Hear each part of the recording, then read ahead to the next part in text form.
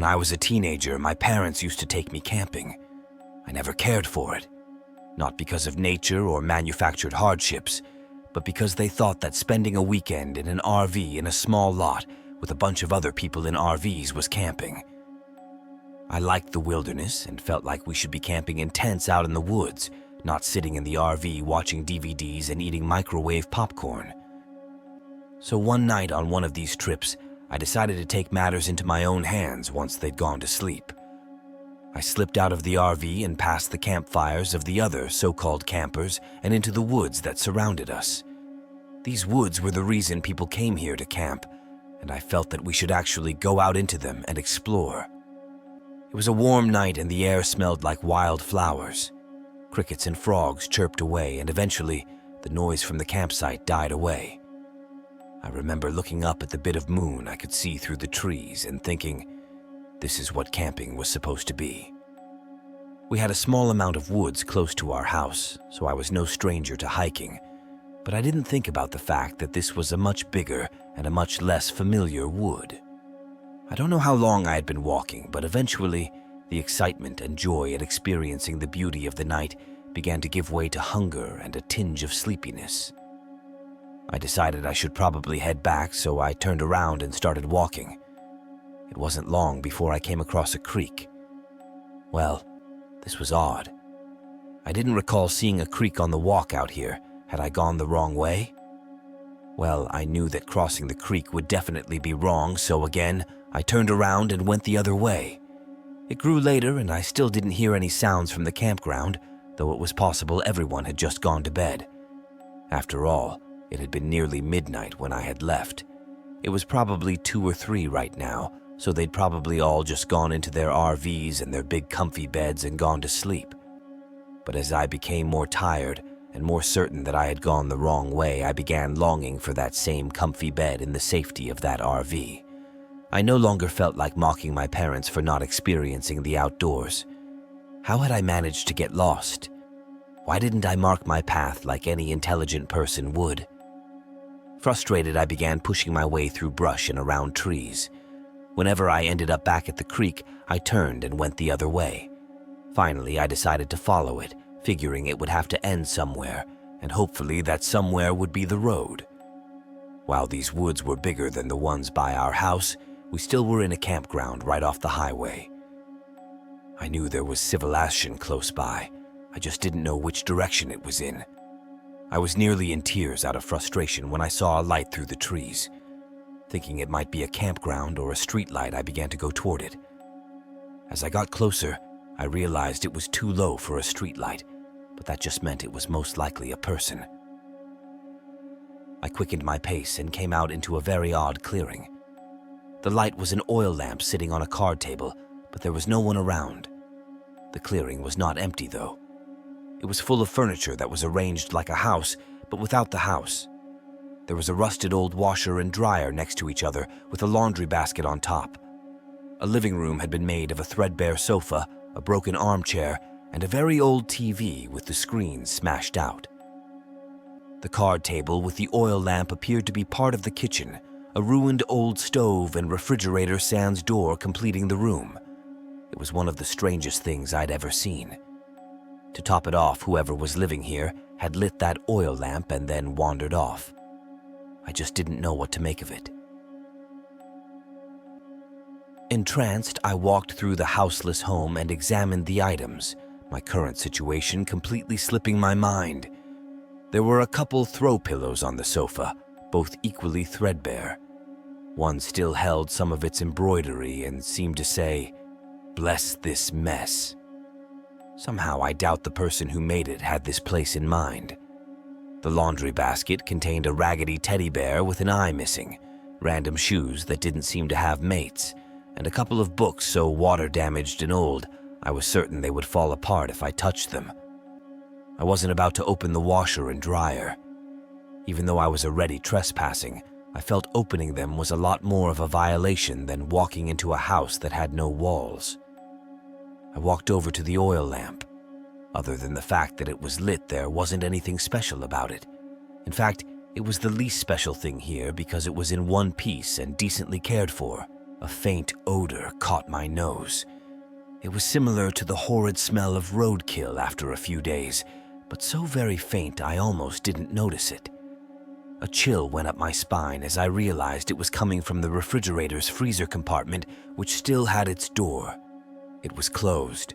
Some part of me somewhere deep down told me to leave. Get out now and keep looking for the way back home, but I found myself reaching for the door's handle.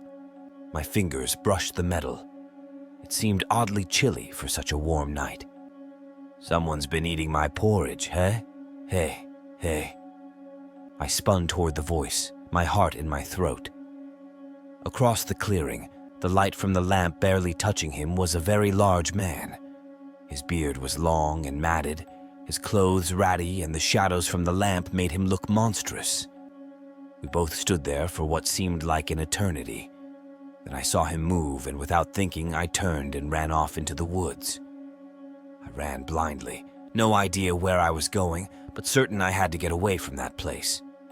My heart was pounding in my ears as I ran. I chanced to look over my shoulder, and I was certain the light was getting closer. I found a dense bit of brush and brambles and shimmied my way into them. They grabbed my hair and scratched my skin where it was bare, but I barely noticed. I was pretty sure if I could get deep into them, I could hide, so I ignored the pain and pushed through them until I felt like I was deep enough to not be seen. I stood as still as I could, barely peering through the branches as the light grew closer. Again, I heard that gravelly voice. "Where you go, little Goldilocks, hey, hey, hey." I held my breath, which is much harder to do when you've been running and your lungs are screaming for air, but I couldn't let him find me. He kept going. I breathed again and waited until I didn't see any light from the lamp. I waited a while longer in case he came back this way, but he must have found another way home. I stood in the bushes, in the darkness, not knowing where I was when I heard a familiar noise. It took me a minute to place it. It was slow at first, but as the sky began to turn gray, it became more frequent. They were cars. I had found the highway. I left my hiding place and made my way out of the woods.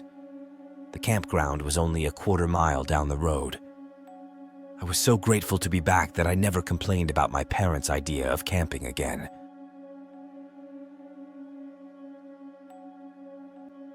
Me and a few of my buddies go camping every summer. It's been something we have done since we graduated from high school. There were 4 of us, and we always had a really good time. After we graduated from college, we continued to do this. I was 23 years old when the strangest thing happened to us. We hiked out into the hills. We found out camping spot about a 5 or 6 hour walk from where we parked. This was not an incorporated camping area. Hell, we didn't even know if we were allowed to camp there or if we were trespassing. The first night went by fine. Nothing happened at all. We fished a bit in a nearby stream. The second night, we were all sitting around the fire drinking a little, smoking a little. We did the traditional scary storytelling as well. We stayed up way until the night. I, in fact, was so drunk, I can't remember when I fell asleep. But for some reason, I ended up in my buddy Jack's tent. None of us put the fire out before passing out, which was bad. When I woke up, I was trying to figure out where I was. I was still pretty drunk and high. Jack was in the tent with me, but it was a big tent, so he was pretty far away from me. I mean, nothing happened if that is what you were thinking. I tried to figure out what woke me up. After a couple of moments, I heard a sound of someone walking around. It didn't alarm me at first because there were 2 other of us, so I didn't seem to worry. Soon I saw the outline of a figure walking around the fire. He stood there for a moment, and I just assumed again that it was one of my friends. He turned and faced the tent and stood there for a minute. It was then that I realized that this was not one of my friends. The man was much bigger. If you watch wrestling and know who Braun Strowman is, this man was likely around the size of him. And he just stood in front of the tent, obviously looking at us, his imposing figure looming over me. I tried not to move in hopes that he did not know I had been watching him. After a while, he finally turned away. He picked up what I assumed was a bucket of water and threw it over the fire. The fire went out. Then I couldn't see him anymore and didn't know where he was. I laid in the tent, afraid to go back to sleep. Soon, however, the drunkenness took over and I passed out. I woke up to Jack shaking me. He was scared. He told me we had to pack and get out of woods. I was cranky and thought he was acting weird. But when I got out of the tent and looked at the fire pit we made, it was covered in blood. The man from the night used a bucket of some sort of blood to put out our fire. It was more than enough to scare the hell out of us. We quickly packed up and tried quickly to get to the car. We kept expecting the big hillbilly to get us and to come with more crazy huge men, but it never happened. We got to the car and drove home. We continued our camping fun in future years, but we never went back to that place.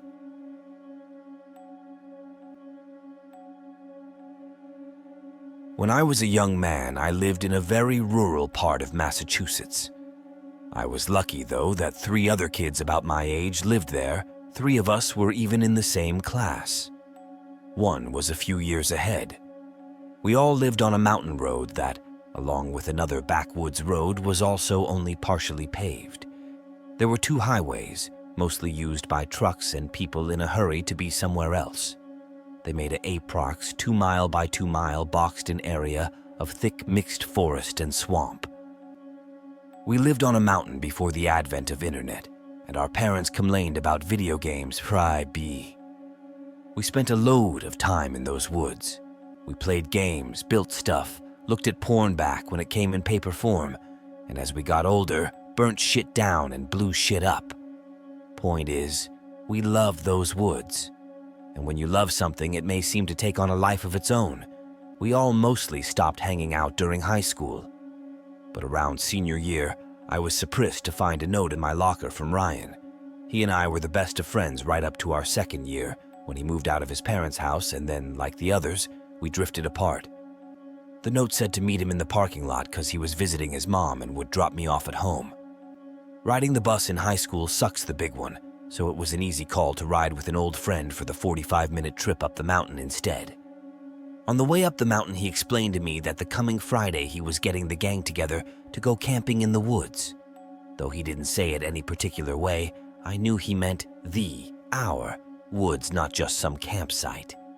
Then he wiped out a half-ounce bag of magic mushrooms.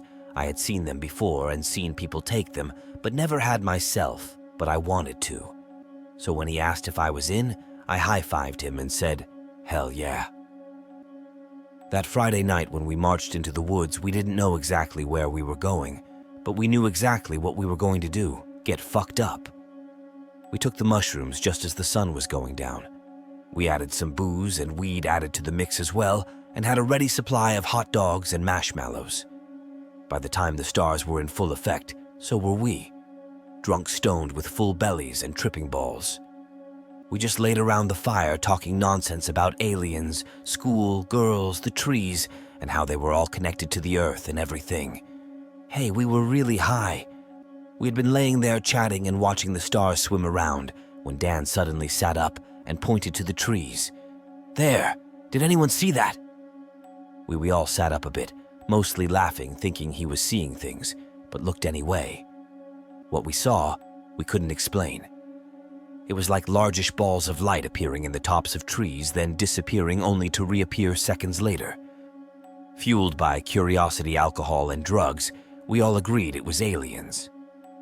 Aliens were in Windsor, MA population of 300 to plan their world domination. But as we drew closer, there were strange noises to be heard as well. Strange thumping sounds as well as what sounded like unearthly bells, abrasive and tuneless, and the wiring and screeching of some sort of machines. If I hadn't been so wasted and so hopped up on the nostalgia of being here with my friends, probably for the last time, we never would have gotten so close because I would have almost immediately known what we were seeing. We all froze when we walked right into a big clearing filled with pot plants. On the other side of the clearing were 10 or 15 guys, some setting up a pavilion building frame with metal pipes. The rest were harvesting the plants, and there was a boombox playing some sort of hip-hop. We wanted no part of this and began to backtrack the way we came. We had not used flashlights as the moon was enough for us to see by, and we had sobered up a bit. We were confident in our ability to move through the woods quiet and undetected. I mean, we grew up in these woods after all. But we all froze again, and this time, in true terror, we suddenly heard footsteps approaching us and a beam of light bouncing toward us. We had no time, and as the beam of light swung over us, I was sure we were screwed. I will always believe the forest saved us that day. There was no way that man didn't see us, just no way. The beam of his lie shone on us for a full second before it suddenly went out. We stayed still as stone, barely even daring to breathe. As we heard the man curse his luck and his boss for buying cheap batteries. As he plodded past us, missing us by less than a foot, we heard him speak into a walkie. Although it was dark, we could make out the outline of a rifle that he was carrying, now resting on his shoulder. He said, "Hey, I didn't see anyone out here. I'm coming back in for a new battery. Tell Mike to buy some decent tones next time." We wasted no time getting back to the campsite, packing the party up and taking it to Ben's house. His parents had left him the house while they spent a year touring Europe. We spent the rest of the night in the basement, drinking and smoking weed, reliving the event to each other as we tried to calm down. Aside from that, at graduation and the party after, I didn't see any of them again. We all went to different colleges and on to our busy adult lives, but I will always remember that night in the woods and our fifth friend who I will always believe saved us that day.